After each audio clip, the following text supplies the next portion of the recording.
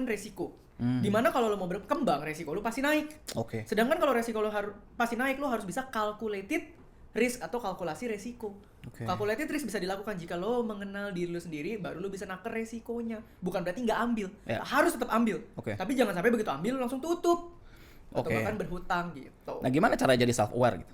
Nah, Simpelnya. caranya jadi self-aware adalah banyak evaluasi diri. Dan Oke. kita harus sadar diri hidup kita tuh learning machine. Learning machine itu artinya apa? Apa yang masuk ke dalam kepala itu menentukan progres diri kita. Ya. Masalahnya setiap kali kita masukin sesuatu ke dalam kepala, kita pernah evaluate nggak? I see. Oke, kita, ternyata belajarnya sampai gini, ternyata kita dirinya gini, ternyata kita jalan ini, kita cocoknya di sini ya. Ternyata gue bagusnya di sini ya. Ternyata cash flow gue belum sanggup buat ini ya. Itu banyak hal yang lu butuh humility untuk lo mengerti nih. Batasan lo apa dan batas mana yang bisa lo terobos gitu. I see. Jadi self aware penting sekali ya buat kita jadi pengusaha. Penting, stage company penting, semua contoh. Wah, Bill, kita dapat klien gede banget. 3 klien gede. Tapi term of payment-nya semuanya H plus 6 bulan. Gede nih proyek.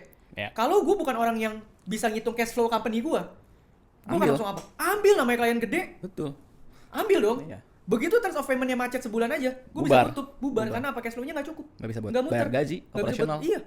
Sesimpel Ya, itu. Dan banyak orang mati karena mereka ambil peluang nggak bisa hitung terms of payment. Nah, itu juga nanti ada ciri-cirinya tuh. Iya. Oke, itu self awareness pertama. Iya. Yang kedua nih ada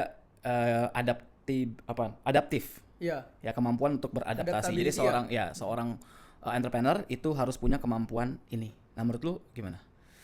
Kemampuan beradaptasi, betul, Iya. adaptif. Semua manusia apapun pekerjaannya, apalagi seorang entrepreneur itu harus sangat bisa adaptif. Kenapa? Karena dunia berubah, regulasi berubah, Iya. pemerintahan berubah, pajak berubah, apalagi e-commerce regulasinya berubah, Iya.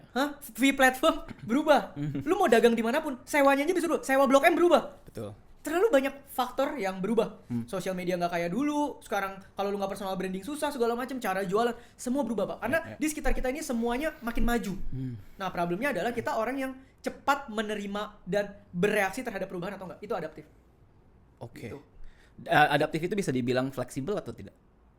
Fleksibel adalah komponen dari adaptif. Fleksibel itu kan sebuah respons yang tidak kaku. Oke. Tapi yang pertama harus lakukan adalah menerima dulu ada perubahannya.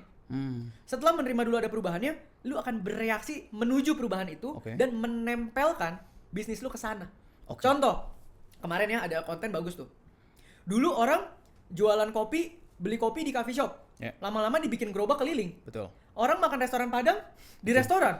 Lama-lama kemarin bikin apa? Gerobak Padang. Betul. Menurut gua itu pinter. Itu unik juga. Kenapa? Itu adaptif. Yes. Dia melihat sekarang orang jemput bola. Ya. Oh, lu bisa daripada nunggu orang nyamperin ke rumah makan dulu adu-aduan marketing terus. Betul. Ya mending gua bikin gerobaknya gua samperin daerah-daerah yang Rame. rame. Ya, biasanya kan cuma ada kopi kan? Iya. Makanya di warteg atau di Iya, mana? orang Dia pada nyamperin. sekarang ada gerobak Padang, harga masih oke. Orang beli nggak? Beli Beli. karena Padang segitu-segitu aja. Right, betul. Padang yang enak banget sama yang enak juga skalanya segitu-segitu aja, Iya, Pak. iya. Iya kan? Oke. Jadi menurut gua itu pinter nggak? Pinter. Kenapa? Lu bisa lihat apa yang berubah, cara jualan orang berubah. Orang sekarang jemput bola. Ini momentum barunya. Bisnis lu sekarang apa? Iya, iya. Silangin, kawinin. I see. Jadi gitu. Apakah adaptif juga termasuk dengan pivot? Ketika kita misalkan ada bisnis yang lagi jalan dan udah mentok nggak ketemu momentumnya lagi, dan kita pivot, itu apakah itu adaptif gitu? Pasti, termasuk. Adaptif itu kan proses menerima perubahan dan bereaksinya itu fleksibel.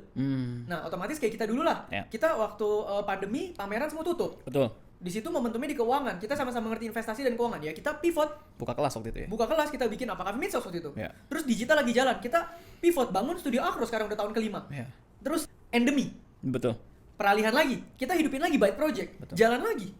Kan Ya. kita di setiap perubahan, kita beradaptasi, Pak. Ya. Bedanya mungkin ada nih yang beradaptasinya di satu industri, ada lagi yang bangun ekosistem. Kalau kayak kita kan bangun ekosistem. Betul. Gitu. Karena gue selalu questioning juga ketika misalkan kayak kita nih, orang yang kan ada yang bilang kan Iya. pengusaha itu harus persisten. Iya. Apapun yang terjadi kita harus tabrak terus. Ketika misalkan market nggak Iya. kondusif, kita tetap hajar Iya, terus. nggak ada. Kita nggak pivot. Itu pun mati. Gue selalu questioning ketika kita nggak pivot. Iya. Kayak nasib kita sekarang Iya. suram. Semua orang bilang kita harus fokus, betul. Tapi kita harus fokus sama apa yang ada di depan mata. Ya. Semangat dan willpower kita tuh kagak bisa lawan COVID. Betul. Semangat kita tuh kagak bisa lawan perubahan iklim. Ya. Semua orang bilang kan, oh iya waktu itu Amazon 10 tahun belum profit loh. Jeff Bezos fokus. Bapaknya Ya dia. betul, karena itu perusahaan bisa rugi 10 tahun masih jalan aja, berarti memang family-nya wealthy. Betul. Cari aja sandwich yang bisa jalanin usaha 10 tahun. 10 bulan dulu dah, lu survive nggak usah 10 tahun. Iya. Itu bukan fokus, dia fokus karena memang dia hidupnya cukup, Iya. nggak ada masalah. Iya, Oke. fokus tiap orang juga akan berkaitan ke poin tadi, kenal diri. Oke, ini berarti nggak bisa membabi buta. saling berkaitan ya. Berkaitan. Oke, itu adaptif. Nah, yang ketiga, Teh. Nah, ini agak unik menurut gua karena ini lumayan apa ya? Soft skill ya atau mungkin gimana ya?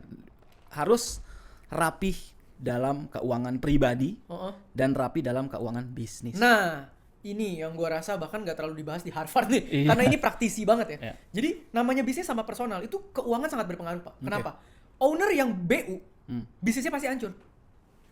Kenapa? Misal, oh iya nih kita kemarin salah investasi, akhirnya berhutang, dikejar-kejar utang. Kita punya bisnis. Ya. Dari kita bisa mencari decision yang terbaik untuk bisnis kita akan cari decision yang dapat duit paling cepat buat bisnis kita. Karena buat kitanya. Karena buat kita. Ya. Balik lagi, kenapa tadi Jeff Bezos bisa 10 tahun gedein Amazon? Karena personal cash flow-nya Bezos bisa hidup 10 tahun tanpa bisnisnya harus kasih dia makan. Ya. Jadilah segede gitu. Betul. Gitu ya. Ya. Jadi cash flow pribadi sama cash flow bisnis ini sangat berpengaruh. Tadi gue ngomongin masalah personalnya. Ya.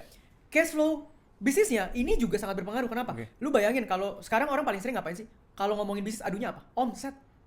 Benar. Revenue. Benar. Wih, omset gue sekarang 10M, 20M, 30M, 40M, 50M.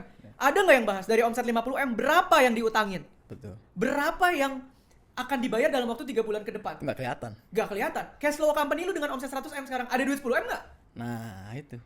Nggak tahu kan? Betul, Orang tuh betul. selalu bermain omset. Nggak ada yang ngomongin net profit margin, nggak ada yang ngomongin cash flow, nggak ada Iya. yang ngomongin piutang. Sedangkan bisnis ini semua adalah tentang cash flow. Cash flow. Bisnis rugi aja, tadi kayak Jeff Bezos, ownernya cukup hidup 10 tahun hidup. Betul. Bisnis bagus, ownernya butuh duit, mati. Ya, Nggak benar. bisa